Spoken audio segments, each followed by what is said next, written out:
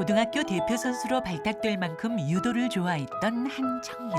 코치 선생님이 야 너는 프로로 계속해라 유도로 했는데 제가 이제 태생적으로 지적 호기심 뭐 이런 것들이 더 크지 않을까. 호기심 많은 청년은 나노물질로 혁신을 이뤘습니다. 나노 구조를 쳐다봤을 때 새로운 물리 현상이 나오고 그런 물리 현상을 이용해서 양자 컴퓨터, 뭐 초고속 컴퓨터, 태양면지 효율을 극복하고 그런 연구를 우리가 하겠다는 거죠. 물질의 아주 작은 단위에서 발생하는 새로운 현상을 발견하고 이를 응용하는 한 과학자의 이야기가 시작됩니다.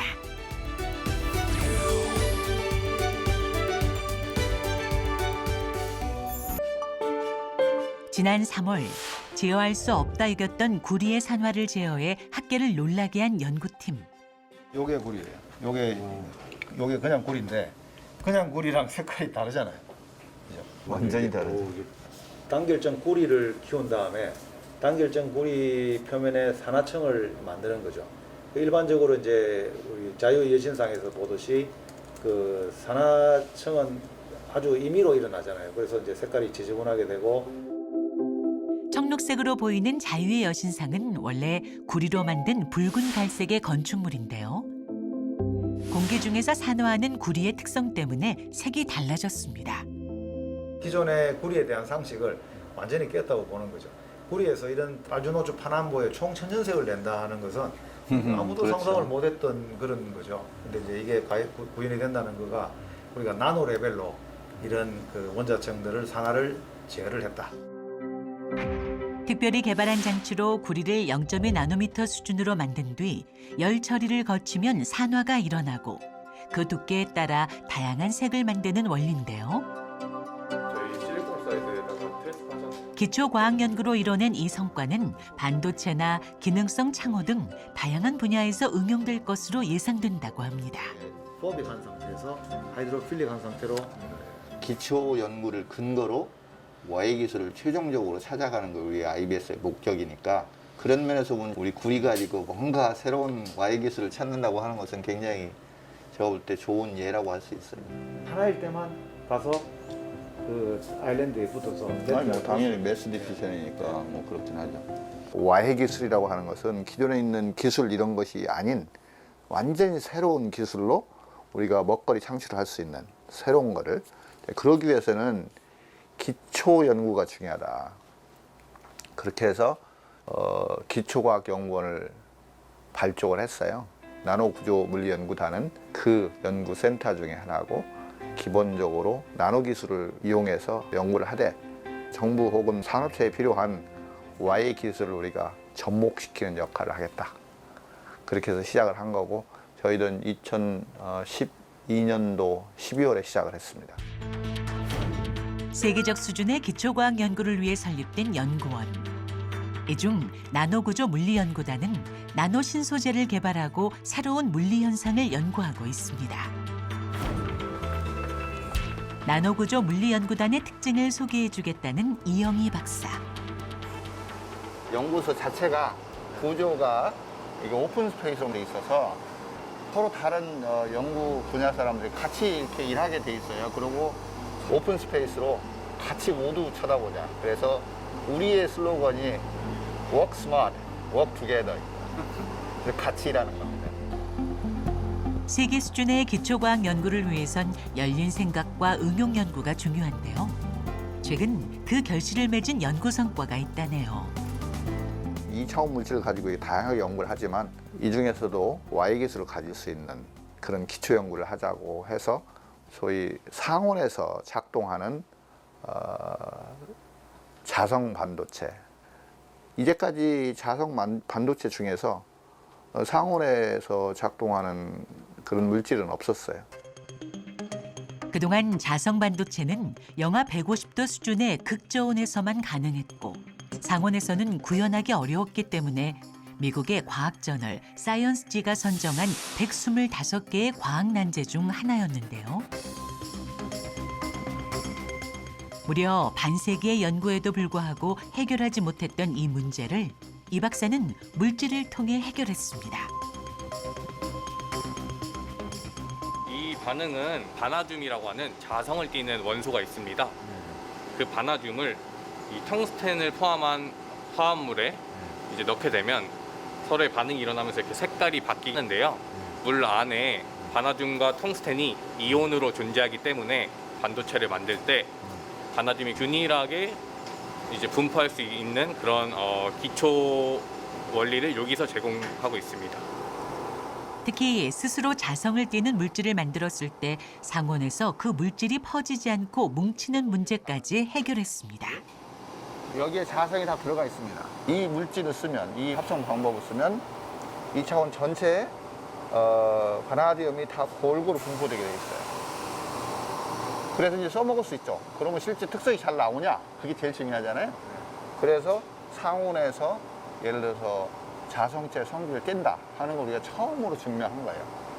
그래서 과거 50년 동안 소위 말하는 난제 중에 하나인데 그걸 우리가 해결했다는 거죠.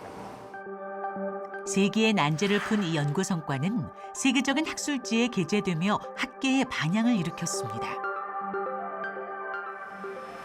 이 물질이 정말 자성을 띠는지 확인하기 위해서는 특수한 장비가 필요합니다. 원자 탐침 현미경이라고 해서 원자의 표면 상태를 알 수 있는 장비 중에 하나입니다. 여기 자세히 보시면 여기 날카로운 탐침이 있어요. 여기 보시면 작은 탐침을 자석으로 바꾸면 샘플과 이 자석 탐침의 상호 연관 힘에 의해서 이 샘플의 자기력, 자석 특성을 알 수 있는 거죠. 과연 극저온뿐만 아니라 상온에서도 스스로 자성을 띠게 될까요? 지금 마이너스 120도씨 정도 되는 상태에서 이 물질의 자기 구역을 확인하는 상태입니다. 빗금 하나하나가 이 물질 내에 존재하는 자기 구역이라고 보시면 되겠습니다. 가운데가 마이너스 40도씨 정도 되는데요. 네, 이 상태에서도 현재 이 자기 구역이 이렇게 선명하게 유지되어 있음을 볼 수가 있습니다. 그런데 이 상온 60도 정도 되는 온도에서도 자기 구역이 유지되는 것을 저희가 볼 수 있습니다. 상온보다 30도 이상 높은 환경에서도 자성을 유지하는 데 성공했습니다. 처음으로 2차원 물질을 가지고 상온에서 자성 반도체를 우리가 처음으로 구현을 했고 나노 구조를 쳐다봤을 때 새로운 물리 현상이 나오고 그런 물리 현상을 이용해서 필요한 양자 컴퓨터, 초고속 컴퓨터 극복하고 그런 연구를 우리가 하겠다는 거죠. 이런 물질을 통해서, 나노 구조 물질을 통해서. 과학 분야의 최고 명예로 여겨지는 노벨상. 우리나라 역시 수상자를 배출하기 위해 끊임없이 도전하는데요. 이영희 박사는 물리학 분야에서 쌓은 우수한 연구 실적으로 국가에서 인정받은 과학자입니다. 시계가 청와대에서 받은 시계인가요? 이거요? 네. 이게 2005년도인가? 그 당시에는 우리나라 연구자들이 전 세계적으로 알아주는지 이런 걸 잘 모르거든요. 그러니까 논문을 우리가 쓰긴 하지만 사람들이 이 사람이 유명한 사람이다. 그걸 잘 모르잖아요. 그러니까 정부에서 어느 날 갑자기 이게 좀 잘하는 사람들을 찾아내야 되겠는데 근데 그 당시에는 그 논문 인용 횟수라고 하는 걸 그 당시에 처음으로 사람들이 쳐다보기 시작했어요. 여기 이제 들어가 보면 여기 96년도에 7,600 이렇게 인용 횟수가 돼 있고 이런 것들도 2,000번 이렇게 돼 있고 그래서 이제 여기에서 보면은 예를 들어서 H 인덱스라고 하는 것들이 있는데 보통 123 이렇게 돼 있는데 그래서 이제 120이다 그러면 120개의 논문이 120 이상 최소한 인용이 된 거예요. 그럼 마치 그 운동선수 하면 농구에서는 트리플 더블 아니면 그런 거지. 야구에서는 그런 레코드도 있지. 네네 20도로 25홈런 막 이런 것처럼 맞습니다. 그런 걸 잘 모르는 사람인데 그것 때문에 그냥 국가 석각이 된 거예요.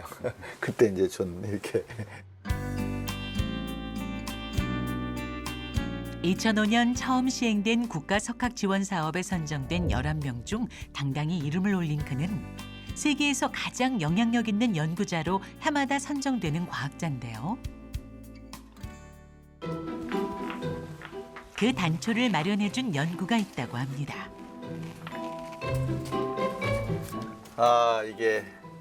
이게 죽부인이죠. 저희가 평생 동안 이거 연구한 그 물질이고요. 네? 평생 동안 죽부인을 연구했다고요? 네네. 예, 예, 죽부인처럼 생겼지만 실제로는 이게 탄소 나노튜브라고 하는 겁니다. 연필심에 쓰이는 흑연을 살펴보면 육각형 모양의 탄소 구조가 층을 이루는데요. 이 구조에서 한 층을 떼어내 둥근 원통 형태로 만 물질이 탄소 나노튜브입니다. 죽부인을 연구한 게 아니라 구조가 비슷한 그렇죠. 아, 이거 딱 보니까 뭐 이게 탄소 나노튜브잖아요. 그래서 뭐, 당연히. 그래서 처음 볼 때, 이게 기가 막히다 그래서 제가 가져왔었습니다.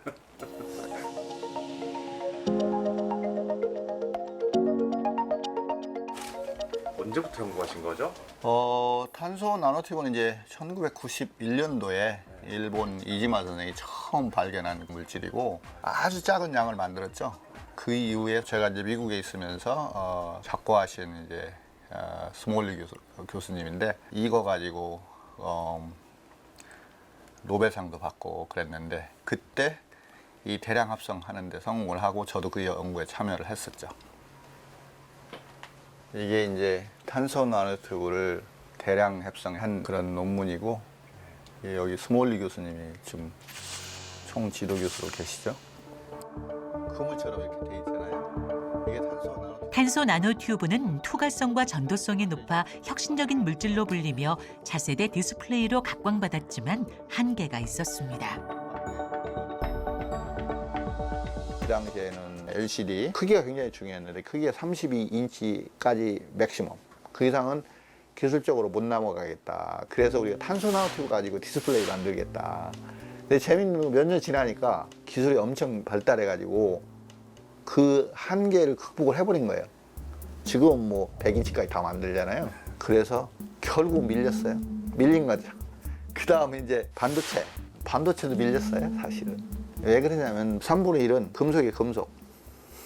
브레인업. 근데 금속이 섞여 있으면 반도체 성질이 안 돼요. 그리고 일부를 없애도 여전히 수율이 100% 안 된다는 거예요. 이걸로 가는 데는 한계가 있겠다. 그 사이에 그래픽이 나왔어요. 연구라는 게 그래요. 하다 보면 안 되면 또 딴 거 생각해야 되니까. 포기하지 않고 물질의 가능성을 살펴본 이영희 박사는 에너지 저장 장치 분야로 연구의 눈을 돌렸습니다. 물질을 요 위에다 놓고 분리막 놓고 또 물질을 집어넣고 이렇게 한 다음에 딱 압착시키는 거예요. 그러면 이제 코인셀이 되는 거죠. 이게 말하자면 동전형 전지가 되는 거예요. 이게 많은 용량을 넣을 수 있기 때문에 그 슈퍼컴퓨터라고 이름을 부르는 거예요. 좀 힘들게 싶네요. 일반적인 전지의 모양이지만 성능은 이를 훨씬 뛰어넘는다네요. 이거 하나가 나노튜브하고 그래핀이 합쳐서 이렇게 된 거예요. 네? 나노튜브를 계속 하다가 안 되니까 최근에 그래핀 쳐다보면서 이것도 합치면 뭔가 되겠네. 그렇게 해가지고 새로운 구조를 만들었어요. 기본적으로 그래핀이 있고 나노튜브를 이렇게 기둥으로 이렇게 만들어 있고 또 층 만들고 이런 식으로 계속 만들면서 이게 3차원 아파트처럼 그런 것으로 만들었어요. 3년의 노력이 담긴 이 연구 성과는 결국 결실을 맺고 나노과학 분야의 국제학술지에 게재됐습니다. 이온들이 나노튜브 표면에 다 부착되는 거예요. 그렇게 해서 리튬 이온 전지에 해당하는 그런 정도의 에너지 저장을 올렸어요. 대신에 들어갔다 나왔다도 잘 되는 거예요.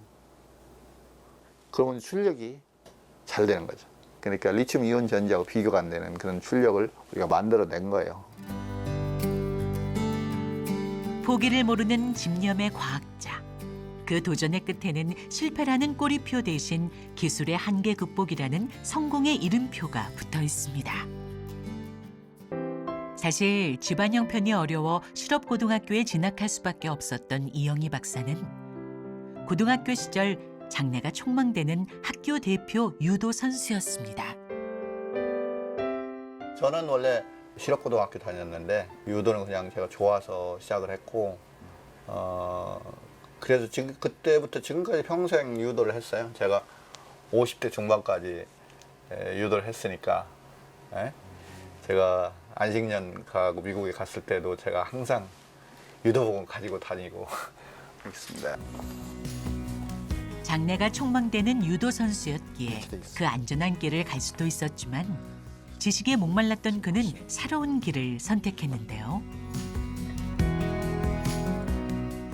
늦깎이 학생으로 시작한 물리학도의 길이었지만 그는 두려움이 없이 걸었습니다.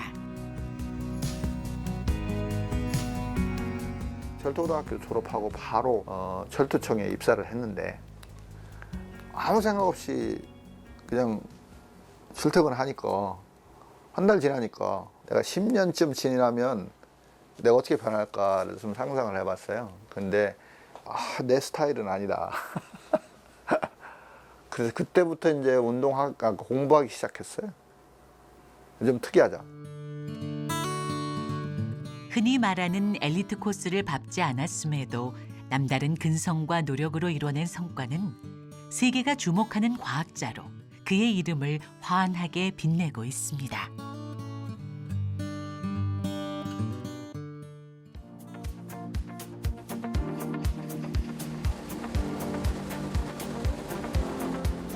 물질의 새로운 가능성을 위해 한계에 도전 중이라는 이영희 박사. 물질이 있고 건국을 다 연결해가지고 측정을 하는 거예요. 리튬 물질 자체는 벌크로만 확인이 됐었는데 최근 들어서 한 층 한 층의 효과를 볼 수 있는 실험들이 이제 많이 나왔어요. 근데 그 중에 하나로 태양전지 효율을 높이는 데 쓸 수 있겠다라는 저희가 증거를 제시하는 거죠. 지금 이렇게 은색으로 이렇게 점점 돼 있는 거 있잖아요. 이 사이에 MOT2라는 물질이 있는 거예요. 실질적으로는 태양전지 효율에는 굉장히 제한이 많아요. 이론적으로 34%도 실제 물질들이 아무리 사람들이 잘 만들어도 27%, 28% 이 정도 이상 못 하거든요. 그러면 이제 어떤 한계를 극복할 수 있겠느냐 하는 것이 우리의 목적이고 2차원 물질을 가지고 이게 전하 증폭이 실제로 46%까지 도달할 수 있을 거라고 하는 걸 처음으로 실험적으로 증명을 했어요. 물질을 가지고. 가시광선 파장만 활용할 수 있었던 기존의 태양전지. 이와는 달리 자외선, 적외선까지 태양광을 폭넓게 활용하는 기술로 태양전지 효율의 한계를 극복했습니다. 지금 여기 보면은 다른 물질들 소위 양자점 이런 것들 써서 측정을 해보면 효율이 보면 양자점은 지금 이렇게밖에 안 크거든요. 근데 지금 우리가 쓰고 있는 MOT2 2차원 물질을 쓰면 99%, 95%에 해당하는 효율을 만들 수 있다는 거예요. 즉 현재 기술은 물론 불가능으로 여겨졌던 물질의 이론적인 한계까지 넘은 것입니다. 우리한테는 물질이 굉장히 중요하고 물질의 새로운 특성을 우리가 발견하고 그런 거 그거를 또 응용적으로 뭘 해보고 물질을 가지고 제가 플레이를 하는 거잖아요. 굉장히 작은 물질이긴 하지만 결국은 세상을 바꾸지 않을까 그런 생각을 해봅니다. 과학자는 그 누구보다 막다른 길과 수없이 마주하고 또 부딪히는데요. 다른 이들이 가지 않은 길을 걷기 때문입니다. 포기를 부르는 시련에도 불구하고 성공을 위해 도전하는 이영희 박사는 인류를 새로운 지평으로 인도하는 과학자의 사명을 품고 앞으로 나아갑니다.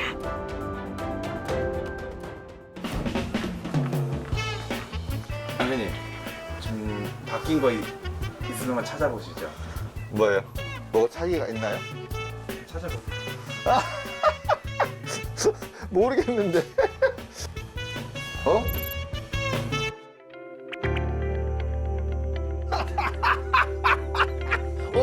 언제 갔다 오셨어요? 인류가 연구해야 할 수많은 난제에 기꺼이 인생의 목표를 세우고 기초를 응용으로 바꿔나가는 이 패를 드립니다. 아니 어떻게 이런 걸 또 준비하셨어요? 아유 고맙습니다.